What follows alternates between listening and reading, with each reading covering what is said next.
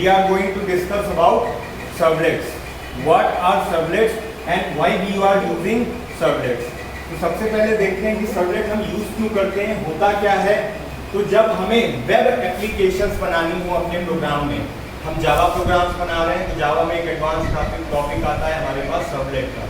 Servlet basically क्या करता है, एक वेब एप्लीकेशन क्रिएट करने के लिए यूज किया जाता है। And so what is servlet? That is a web, it is used to create web application. Servlet based application आप कैसे बनाते हो और इसके क्या स्टेप्स होते हैं और कैसे आप कॉन्फ़िगर करते हो किसी सर्वलेट को, ये हम आज इस सेशन में देखेंगे। ठीक, तो सबसे पहले अगर हम बात करें एक बेसिक सी, तो सर्वलेट आपका किस तरह क्या चीजें होती हैं सर्वलेट में। तो एक कंटेनर होता है, ठीक है, यहाँ पर एक है कंटेनर। तो कंटेनर का काम क्या होता है, basically it is used to generate the web pages on server side. अगर सर्वर साइड पे हमें वेब पेजेस बनाने हैं, और वो वेब पेजेस कैसे होते हैं, स्टैटिक, क्योंकि सर्वर साइड पे जितने भी आपके वेब पेजेस होंगे जो कि आपका कोई क्लाइंट रिक्वेस्ट करेगा उसको एक्सेस करने के लिए, वो कैसे होंगे, स्टैटिक। ठीक है, तो डाटा कॉल्ड कंटेनर्स, एक टर्मिनोलॉजी यहाँ पर ये हो गई।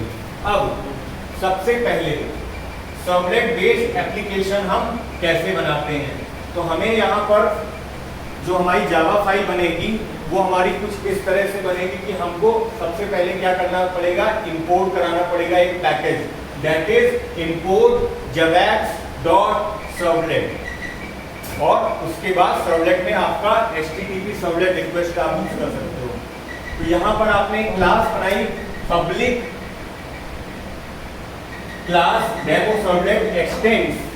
दो तरह से आप सर्वलेट क्लास को एक्सटेंड करा सकते हो या अपने प्रोग्राम में इनबिल्ट करा सकते हो।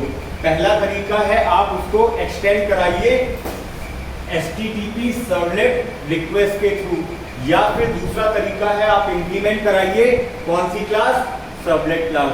तो इनमें से प्रेफरेबल क्या है, पब्लिक क्लास हमारी सर्वलेट का नाम, और उसके बाद एक्सटेंड्स HTTP सर्वलेट रिक्वेस्ट। ये जो क्लास है HTTP सर्वलेट रिक्वेस्ट, ये आपका क्या करता है, यहाँ पर दो मेथड यूज होते हैं, do get and do post.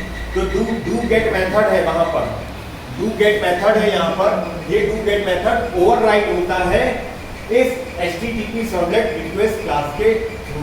ठीक है, अब यहाँ पर अब हमको क्या करना है, डू गेट। अब हमको जैसे क्रिएट करनी है अपनी कोई सर्वलेट, तो सर्वलेट क्रिएट करने के लिए सबसे पहले हमने क्लास बनाई, उस क्लास का एक नाम दिया, एक्सटेंड कराया HTTP सर्वलेट रिक्वेस्ट, जिसके थ्रू हम डू गेट और डू पोस्ट मेथड यूज कर पाएंगे। नेक्स्ट क्या है हमारे पास, उस क्लास के अंदर एक मेथड हमको क्रिएट करना है, public wide do get, and इसके पैरामीटर्स क्या होंगे, HTTP सर्वलेट रिक्वेस्ट, इसका object REQ, HTTP servlet response, इसका ऑब्जेक्ट RES, एंड जो कि थ्रो करेगा किस तरह की एक्सेप्शन, सर्वलेट एक्सेप्शन और IO एक्सेप्शन। ठीक है, और यहाँ पे आपका मेन लॉजिक चलेगा सर्वलेट का। ठीक है, अब ये जो HTTP सर्वलेट रिक्वेस्ट ऑब्जेक्ट है, इसके अंदर जो मेथड होते हैं वो कौन से होते हैं, जैसे गेट पैरामीटर वैल्यूज और गेट पैरामीटर नेम्स। ठीक है, अब यहाँ पे अब आपको ये पता चल गया कि आप सर्वलेट कैसे क्रिएट कर सकते हो। नेक्स्ट स्टेप क्या आता है, कॉन्फ़िगरिंग अ सर्वलेट। अब यहाँ पे ध्यान रखना कि जब भी हम स्टॉप कर सकते